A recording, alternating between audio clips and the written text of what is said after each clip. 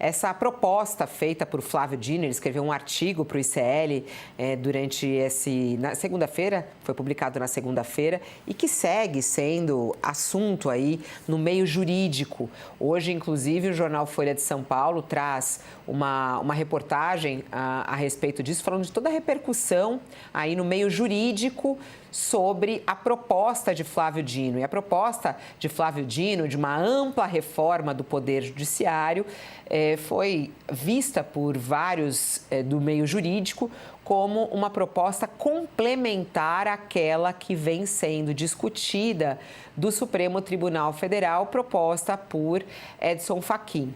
No entanto, no texto do próprio Flávio Dino, que ele publica, ele faz críticas que eu acho que não são nem indiretas, mas parecem até um pouco diretas ao próprio Fachin, No texto diz ele aqui, abre aspas, Flávio Dino: ao contrário de caminhos marcados por constrangimentos autoritários, as reformas devem vir para, ele escreveu em letras maiúsculas, fortalecer o sistema de justiça e não para suprir as virtudes que o tornaram capaz de concretizar os direitos constitucionais, controlar abusos de poder e sustentar a democracia.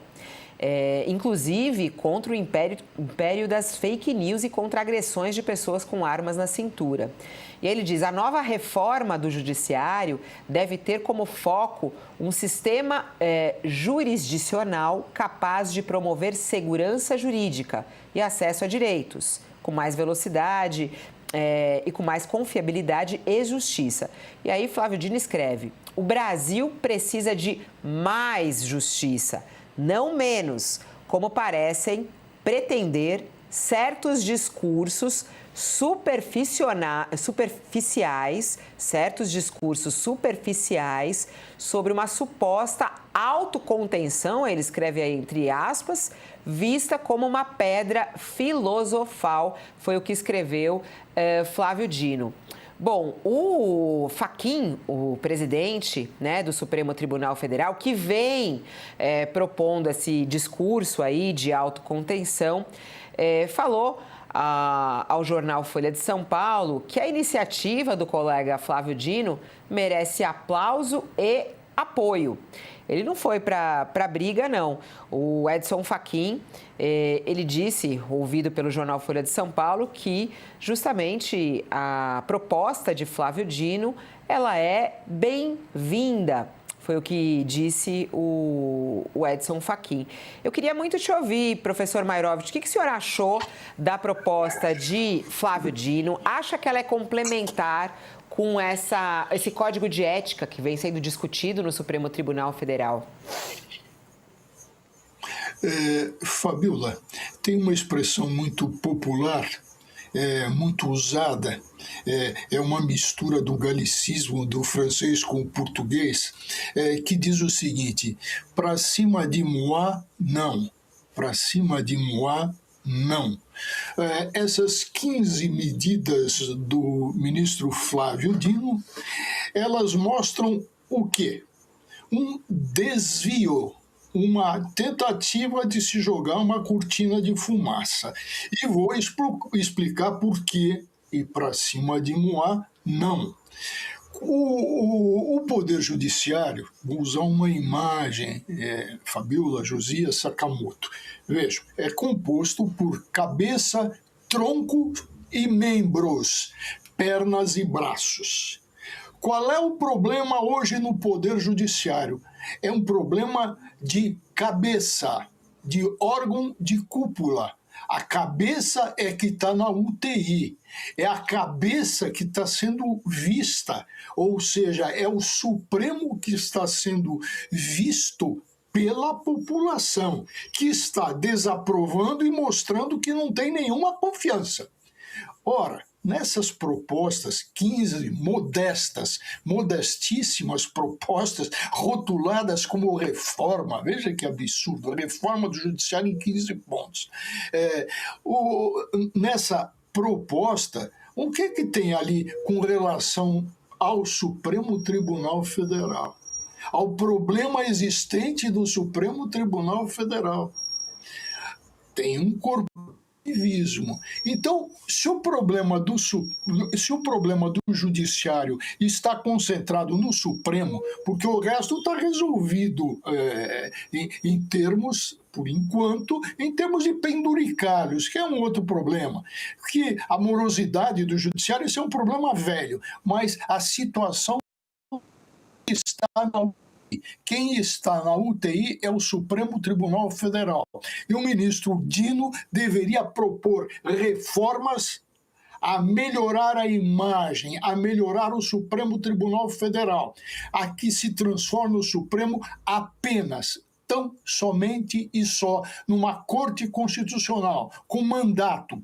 Nós tivemos o quê? Tivemos uma cortina de fumaça e o ministro Fachin embarca nessa. Quer dizer, vamos mudar o foco, vamos tratar de algo demorado, demoradíssimo, que implica em ouvida da sociedade civil, ouvida da ordem dos advogados, ouvida da Caixa Jurídica do Direito, é coisa para 4, 5 anos, quando o Supremo está na UTI, está morrendo na UTI, morrendo de doença de credibilidade, chamada assim. Então, não dá para vir com essa de uma reforma do Poder Judiciário, ou seja, uma reforma que passa tronco e membros, não passa pela cabeça. No que toca a cabeça, aquela resistência à ética, uma resistência corporativa. O próprio Flávio Dino está tendo um probleminha aí na conexão com o professor Mairovich. A gente vai tentar retomar a ligação com o professor Mairovich. Uma pena que cai nesse momento aí a fala do Mairovich, quando ele está dizendo que, na verdade, Flávio Dino deveria falar sobre a crise envolvendo o Supremo Tribunal Federal, que, na opinião dele, o Supremo Tribunal Federal está na UTI. Nesse longo texto publicado por Flávio Dino, ele coloca 15 pontos de reforma do Poder Judiciário. Ele ataca muito na lentidão do Poder Judiciário como um todo, fala sobre a questão ética, na verdade, de todos os envolvidos na questão da justiça brasileira.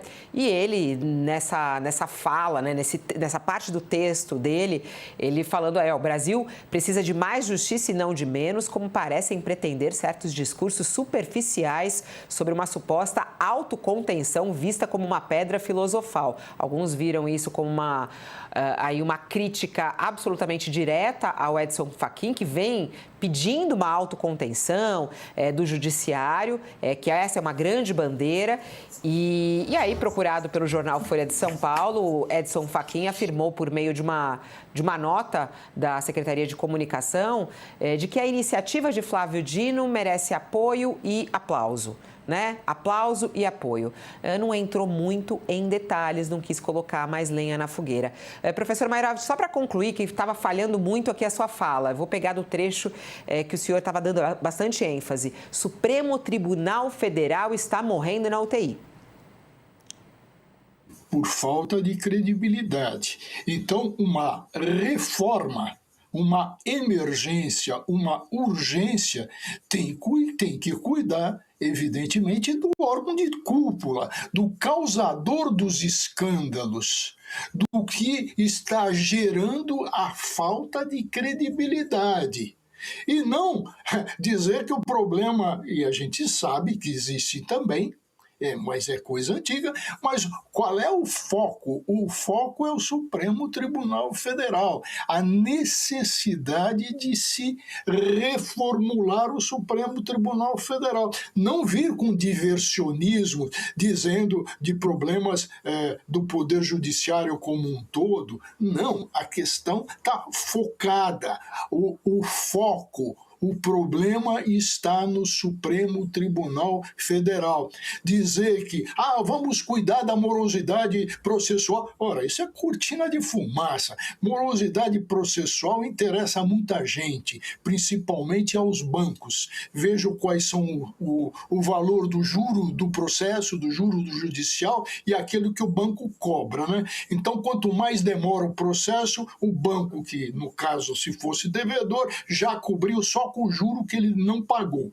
Então, o problema de morosidade é enorme, existe há muitos anos. Agora, volto ao ponto principal. O Supremo Tribunal Federal está na UTI.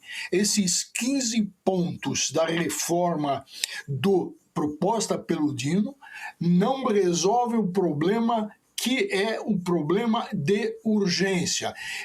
O Supremo, está na UTI e o Flávio Dino quer mostrar fraturas em membros do Poder Judiciário, em órgãos do Judiciário, e o problema do Supremo ele não ataca. Principalmente, atenção Fabiola, principalmente o Supremo Tribunal Federal. Como na ditadura Vargas, como na ditadura militar de 64, e existe no Supremo Tribunal Federal porões contra o Estado de Direito. Nesse porão habita o inquérito da fake news.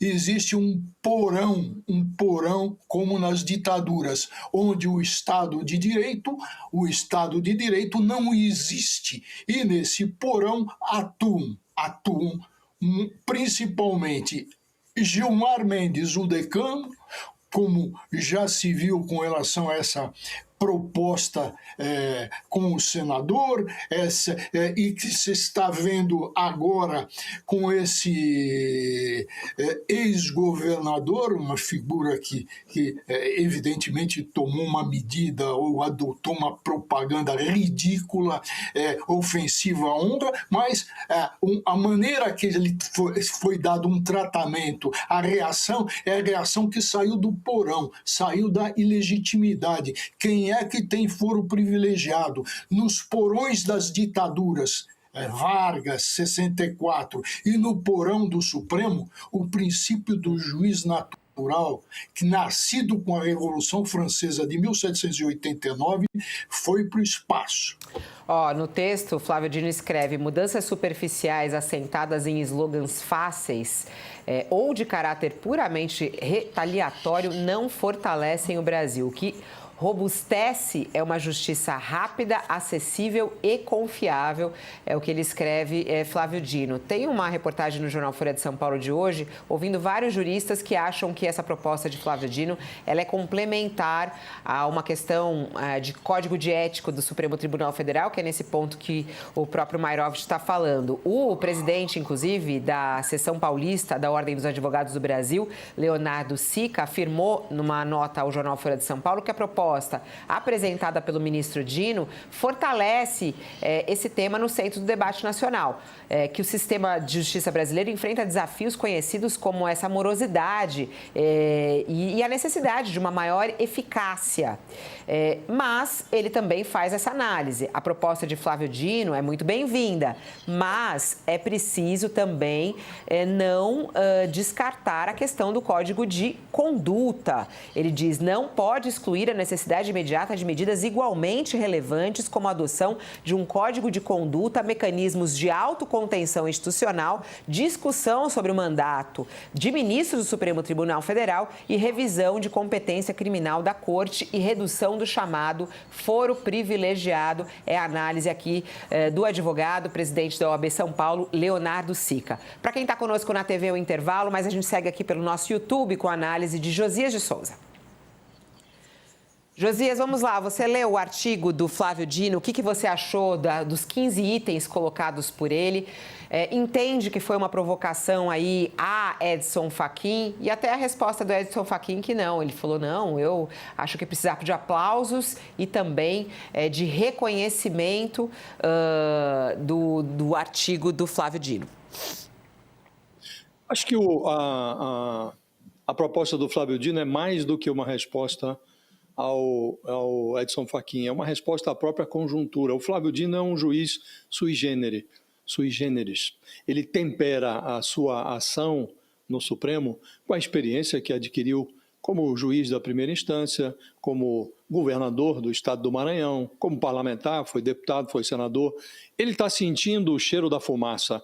Ele sabe que se o Supremo não se atualiza, a atualização vai vir de fora para dentro. Nós estamos numa eleição e um pedaço expressivo do Senado vai ser renovado. Agora, quem observa o derretimento da imagem do Supremo e desconsidera a necessidade de mudança, erra o alvo.